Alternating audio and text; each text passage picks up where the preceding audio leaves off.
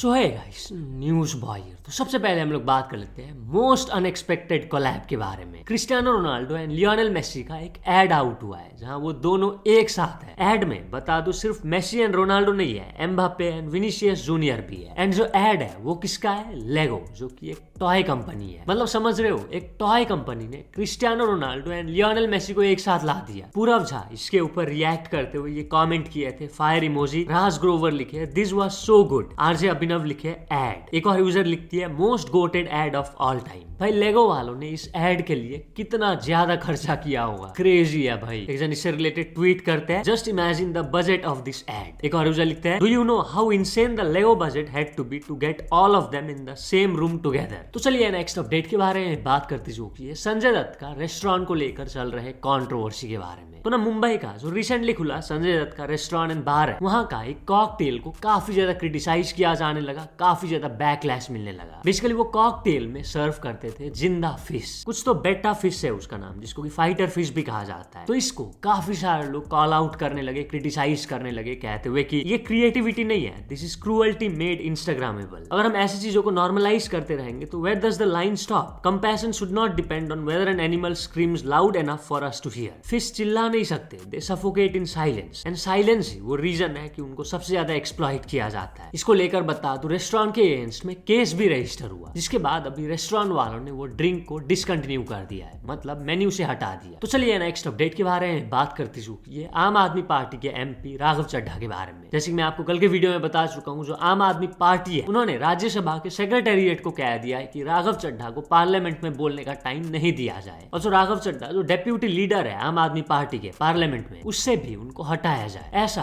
आम आदमी पार्टी क्यों किए, इसका रीजन अभी पता चल चुका है। पंजाब के जो चीफ मिनिस्टर है भगवंत मान एंड ऑल्सो आम आदमी पार्टी की एमएलए अतिशी, उनके अकॉर्डिंग राघव चड्ढा के साथ ऐसा इसलिए किया गया है क्योंकि वो पार्लियामेंट में क्रिटिकल मुद्दों को ना उठा के छोटे छोटे मुद्दे उठा रहे थे। वो वोट चोरी के बारे में बात नहीं कर रहे थे, रिसेंटली एलपीजी जो शॉर्टेज हुआ था उसके बारे में बात नहीं किए, फार्मर्स के इश्यूज का मुद्दा वो नहीं उठाते, छोटे छोटे मुद्दे वो उठाते पार्लियामेंट में। इसके वजह से उनके साथ ऐसा किया गया। जो आम आदमी पार्टी की एमएलए है अतिशी, वो कहती है कि Raghav Chadha BJP and PM Modi से डरते हैं, इसलिए वो बड़े बड़े मुद्दे नहीं उठाते पार्लियामेंट में। वो ये तक कहती है कि बहुत से लीडर्स बीजेपी ज्वाइन कर चुके हैं, राघव चड्ढा भी उनमें से एक हो सकते हैं नेक्स्ट। इससे रिलेटेड अतिशी अपने सोशल मीडिया में एक वीडियो भी पोस्ट की थी ना, मैं छोटा सा क्लिप दिखा देता हूँ, आप देखिए। राघव जी, आप बीजेपी से इतना डरते क्यों?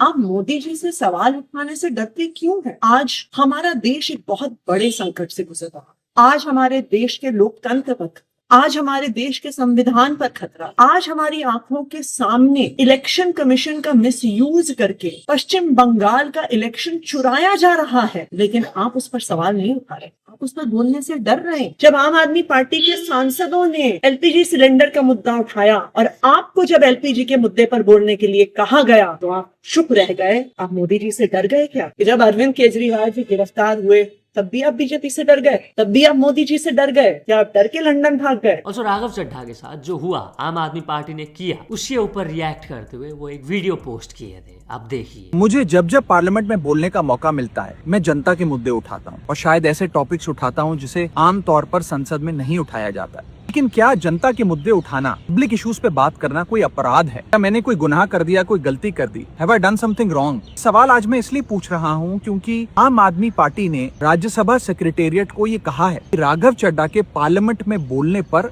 रोक लगा दी जाए। जी हाँ, आम आदमी पार्टी ने पार्लियामेंट को ये सूचित किया है कि राघव चड्ढा को पार्लियामेंट में बोलने का मौका ना दिया जाए। अब भला कोई मेरे बोलने पर रोक क्यों लगाना चाहेगा? मैं तो जब बात करता हूँ देश के आम आदमी की बात करता हूँ, और ये मुद्दे उठाने के बाद देश के आम आदमी का तो फायदा हुआ, लेकिन इससे आम आदमी पार्टी का क्या नुकसान हुआ? भला कोई मुझे बोलने से क्यों रोकना चाहेगा? कोई मेरी आवाज को क्यों बंद करना चाहेगा? खैर, आप लोग मुझे अनलिमिटेड प्यार देते हैं। मैं जब जब आपके मुद्दे उठाता हूँ, आप मुझे सपोर्ट करते हैं, मुझे शाबाशी देते हैं, मेरा हौसला बढ़ाते हैं। मैं आपको कहना चाहता हूँ थैंक यू। ऐसे ही मेरा हाथ और मेरा साथ थामे रखिएगा, छोड़िएगा मत। मैं आपसे हूँ और मैं आपके लिए। और जिन लोगों ने आज पार्लियामेंट में मेरे बोलने का अधिकार मुझसे छीन लिया, मुझे खामोश कर दिया, मैं उन्हें भी कुछ कहना चाहता हूँ। मेरी खामोशी को मेरी हार मत समझ लेना, मेरी खामोशी को मेरी हार मत समझ लेना। मैं वो दरिया हूँ जो वक्त आने पर सैलाब बनता है। जय हिंद। तो चलिए नेक्स्ट अपडेट के बारे में बात करते जो कि है इंडिया मोस्ट एक्सपेंसिव पेंटिंग के बारे में। 1890 में बना ये पेंटिंग बिका 167.2 करोड़ रुपीस में। यस, 1890 का राजा रवि वर्मा का Yashoda and Krishna oil painting ये मुंबई में हुए एक ऑक्शन में बिका 167.2 करोड़ रुपीस में। किसने खरीदा? बिलियनर साइरस पूनावाला। तो चलिए नेक्स्ट अपडेट के बारे में बात करते जो कि the most unlucky man ever के बारे में। मैं सीधा वीडियो दिखा देता हूँ एंड देन फिर आप बताना कि जो आदमी है वो सच में बहुत ही अनलकी है। आप देखिए। सो गाइस, ये हमारा गाड़ी है, ये खराब हो गया, उसके बाद इसको बुलाया, अब ये भी खराब हो गया, फिर इसको बुलाया, साला ये भी खराब हो गया, अभी करे तो करे क्या हम।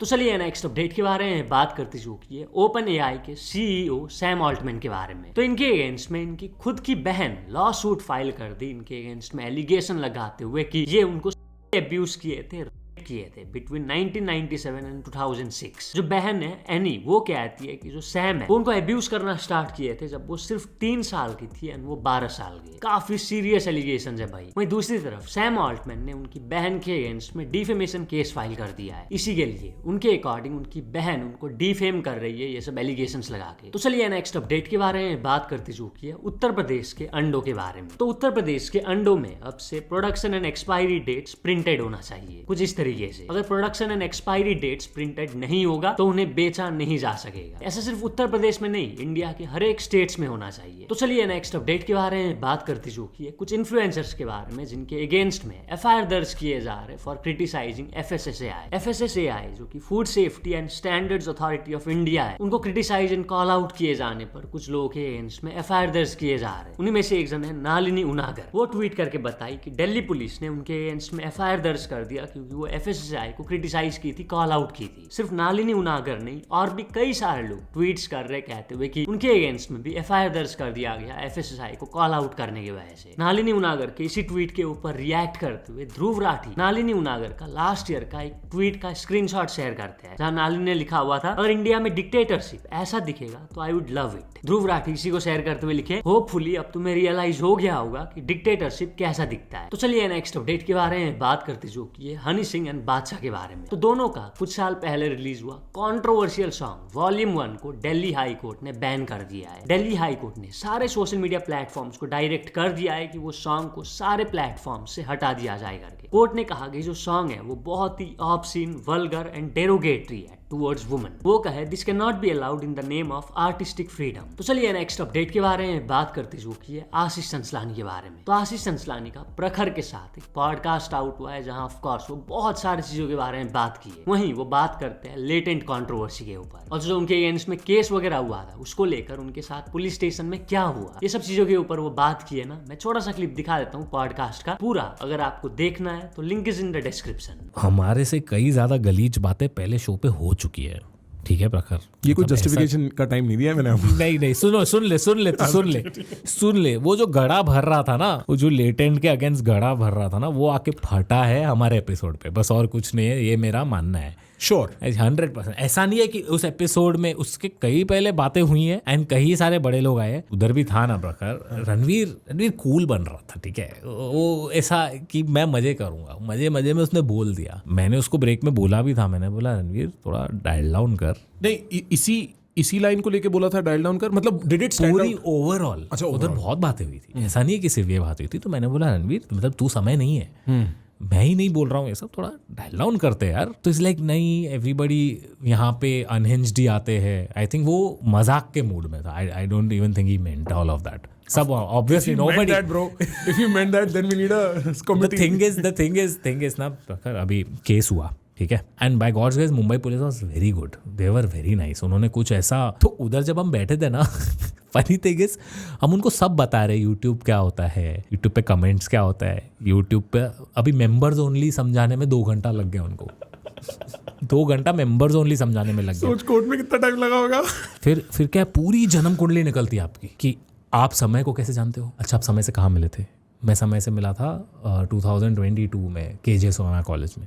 क्यों मिले थे? अच्छा, आपके बीच में कोई अफेयर है? अनअकैडमी के लिए। अनअकैडमी क्या है? Oh shit. अन अकेडमी किसका है? गौरव भाई का, गौरव मुंजाल भाई का है। गौरव मुंजाल भी इन्वॉल्व है। एक अच्छा, अपूर्वा से आपका फर्स्ट कब मिले थे? मैं बोला सर अपूर्वा से मैं भी सोच रहा हूँ। हाँ, मैं आर्चिस के प्रीमियर पर था। आर्चिस किसने बनाई है? जोया अख्तर ने बनाई है। तो क्या जोया अख्तर भी इन्वॉल्व है? तो वो लोग पूरा निकालते हैं ना। तो मेरे को उधर मेरा पूरा ऐसा मेमोरी फ्लैश हुआ है कि मेरे लाइफ में किससे कैसे रणवीर को तो मैं 2016 से जानता हूँ। तो चलिए नेक्स्ट अपडेट के बारे में बात करते जो कि है पासपोर्ट फॉर पैन कार्ड्स के बारे में। तो रिपोर्टेडली अब से पैन कार्ड्स बनाने के लिए आपको चाहिए होगा पासपोर्ट। पहले आधार कार्ड से हो जाता था, बट अब से नहीं होगा, पासपोर्ट चाहिए होगा। गवर्नमेंट रूल्स को क्यों चेंज किए? To strengthen identity verification. तो चलिए नेक्स्ट अपडेट के बारे में बात करते जो कि एक वाइफ के shocking accusation against husband after getting caught के बारे में। तो ना हस्बैंड ने जब अपनी वाइफ को उसके लवर के साथ पकड़ लिया, उसके बाद जो वाइफ है वो अपने हस्बैंड के फादर के अगेंस्ट में शॉकिंग क्लेम करती है। बेसिकली जो वाइफ है वो अपने हस्बैंड एंड अपने 2 बेटियों को 3 साल पहले छोड़ दी थी, जिसके बाद वो जाके रहने लगी दूसरे आदमी के साथ। एंड रिसेंटली जब हस्बैंड ने वाइफ को पकड़ा तो वाइफ हस्बैंड को कहती है कि मैं तुम्हारे फादर के साथ सोई थी और जो 2 बच्चे हैं वो भी तुम्हारे नहीं है। मैं वीडियो दिखा देता हूँ ना, जो अभी वायरल जा रहा है, आप देखिए। देखो यही है,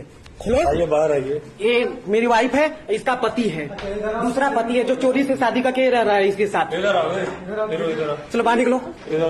3 साल से मेरी 2 लड़कियां हैं, एक 10 साल की, एक 7 साल की, जो कि छोड़ के घर से चोरी से भाग के आई है रात में। और 3 साल से हम खोज के पागल हो रहे हैं इसको, बच्चन को, लेकिन पता नहीं चला इसका। आज पता चला इसके पति के साथ पकड़ा हूँ इसको। ये घर पे जाता है साला कहने में कि इज्जतदार बन के चश्मा लगा के मुंह दिखाने, बिना तलाक दे किसी इसके साथ रहे। सर इसको नहीं लग रहा है सर की 2 लड़के छोड़ी मैं कैसे रह रहा हूँ। देखो बात कर रहा है कैसे। डाफी में रह रहे हैं, 3 साल से भागे हुए हैं, दोगला का औलाद साला। सर में भी इसको नहीं लगता है कि 10 साल की इतनी बड़ी लड़की है मेरी, आई बुढ़िया के साथ इसके साथ रह रहा है। सर इतना ऊंचा करके चलता है ना। अपना करतूत भूल गए। हाँ तुम्हारा बाप रात में हमारे साथ कुछ है, कहाँ थे? सब तुम बचने के लिए कर रही हो। इतना झप हमारे। अरे तुम मार सकती हो। तुम अपने पति के साथ तो तुम्हें ज्यादा गर्मी है। तुम्हें ना पति के साथ दूसरे पति के साथ ज्यादा गर्मी है। घर में इसके रहो, इसके घर पे रहो। तुम मरी गए रहलू, तू जियत रह तू तो। ये लड़का, इसके घर पे किसी का शादी नहीं हो रहा है, ये सब वंश के लिए कर रहे हैं। ये जो लड़का है ना, इसके घर पे किसी का शादी नहीं हो रहा है। ये मेरी वाइफ को भगा के लाए लड़का के लिए कि इससे लड़का हो गया तो इसका वंश चल जाए। ऐसे वंश ना वंश, मेरी 2 लड़कियां सबसे अच्छी है रे। तू पैदा कर, तोर बाप पैदा। सब लोग देख रहे हैं, तू पति क्यों जा रही है? मतलब सब लोग देखा था तो किस शर्म कहाँ है? तो सब नहीं देखा था, इसको शर्म ही नहीं है। तो चलिए नेक्स्ट अपडेट के बारे में बात करते जो कि है फुकरा इंसान के बारे में। तो फुकरा इंसान अपने इंस्टाग्राम में Q&A कर रहे थे, तो किसी ने उनसे न्यू वीडियो के बारे में पूछा ना, तो वो कहे जो नेक्स्ट वीडियो मेरा आ रहा है वो अब तक का मेरा फेवरेट वीडियो होगा। हमने किसी का लाइफ चेंज करने का कोशिश किया है जो बहुत टैलेंटेड है। इस वीडियो के लिए हमने 2 महीना काम किया। Just can't wait to post it now. तो बस आज के लिए बस इतने अपडेट्स थे। अगर तो वीडियो पसंद आया तो लाइक जरूर कर देना। मिलते हैं अपने नेक्स्ट वीडियो में।